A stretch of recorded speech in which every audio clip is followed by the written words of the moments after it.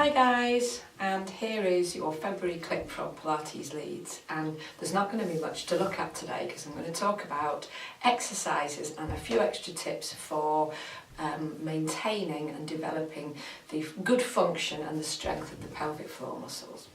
Right, I'm not going to deal with any anatomy. I'll post that as a separate thing alongside the YouTube clip, so I'll just get cracking if I may.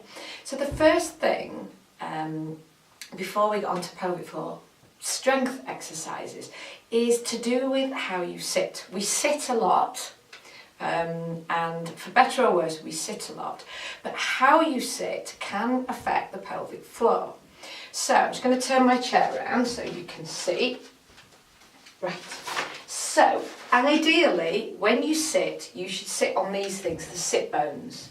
So you're up on your sit bones, there's a little bit of a slight curve in the lumbar spine and we're sat tall, but with gravity and habit we tend to slump back.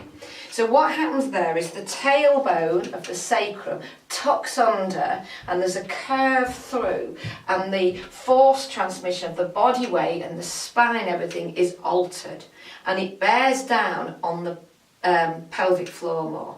So it's much better for the function of the pelvic floor if you sit on your sit bones. It spreads the weight and takes the pressure off an inappropriately placed pelvic floor.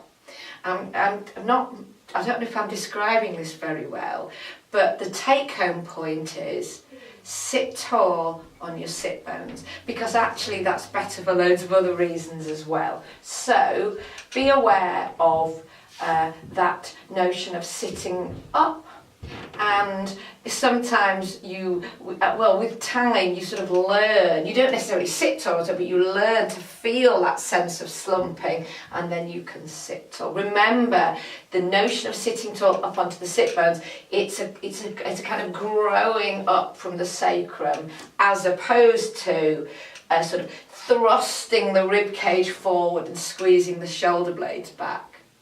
So that's the first thing. In sitting, sit tall on the sit bones. It's much better for the integrity of the pelvic floor.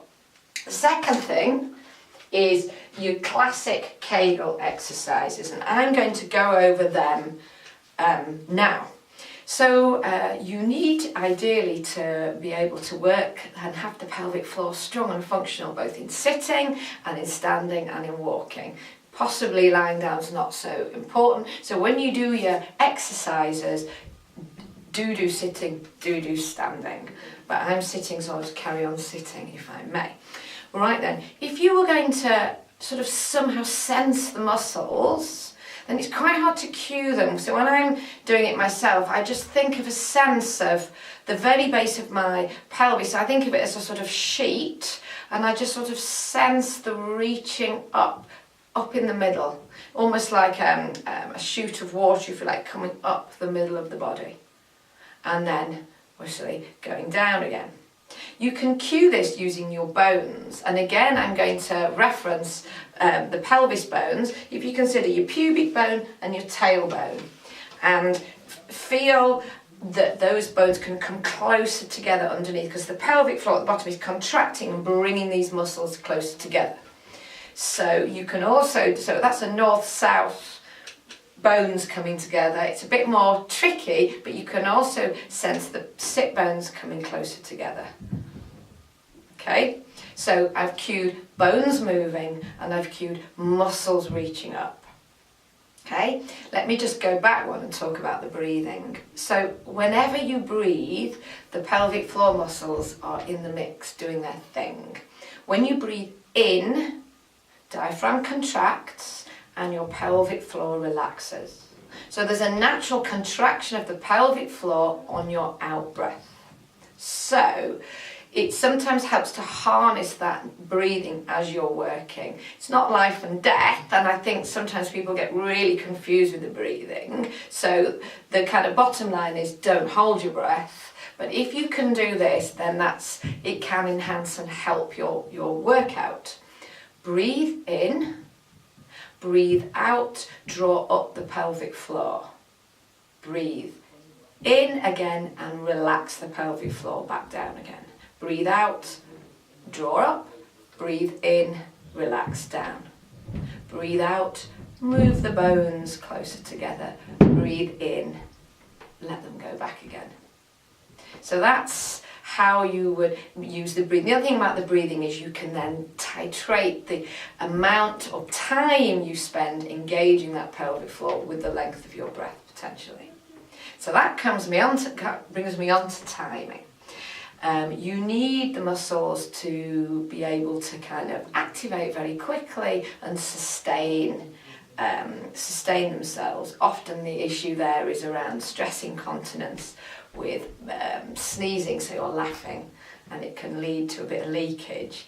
So in that context, you want that muscle to kick in and work. You know when you're going to sneeze, don't you? So you can just briefly draw in those pelvic floor muscles just for that period of time, and then you could relax them again back to their resting state.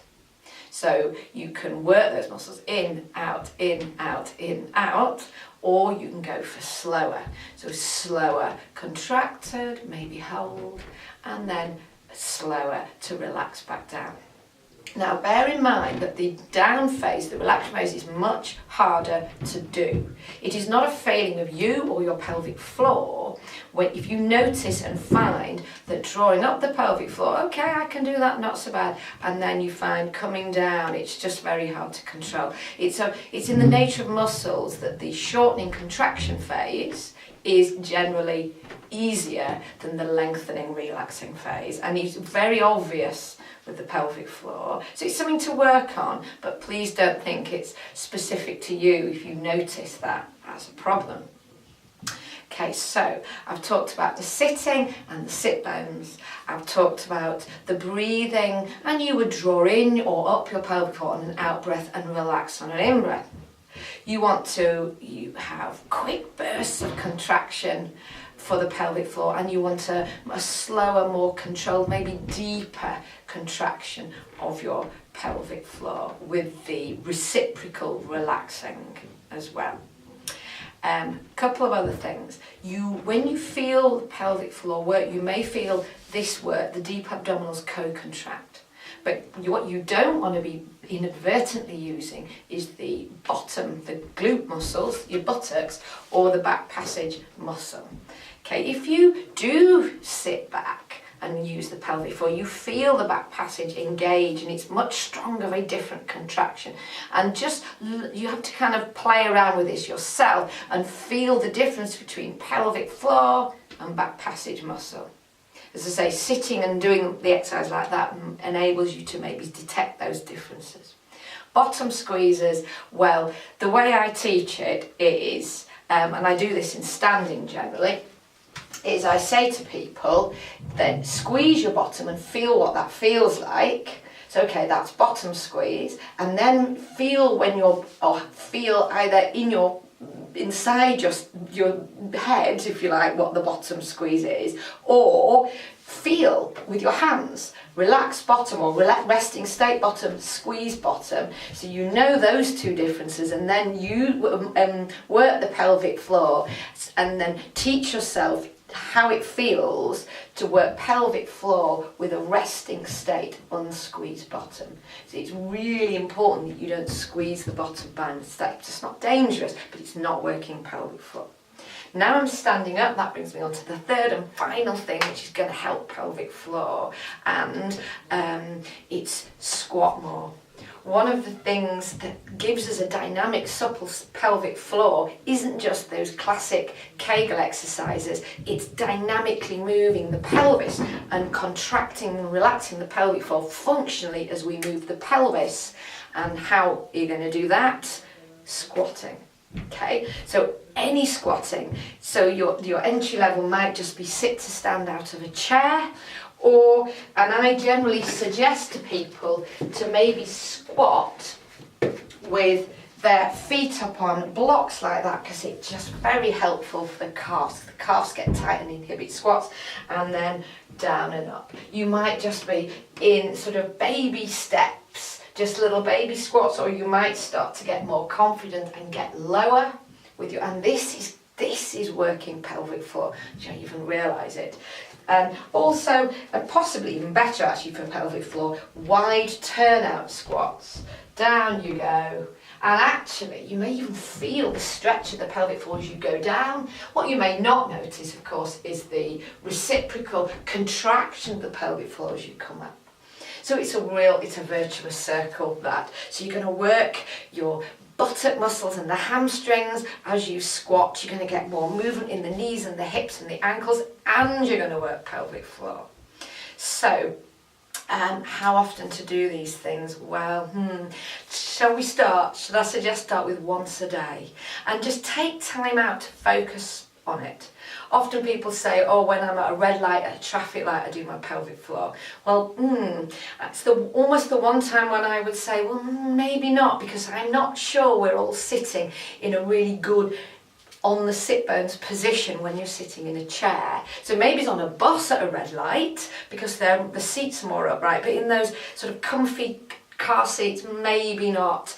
I'm thinking more when you're waiting for the kettle to boil, or you're standing in the queue at Tesco's, or maybe you've got a moment at work, something like that.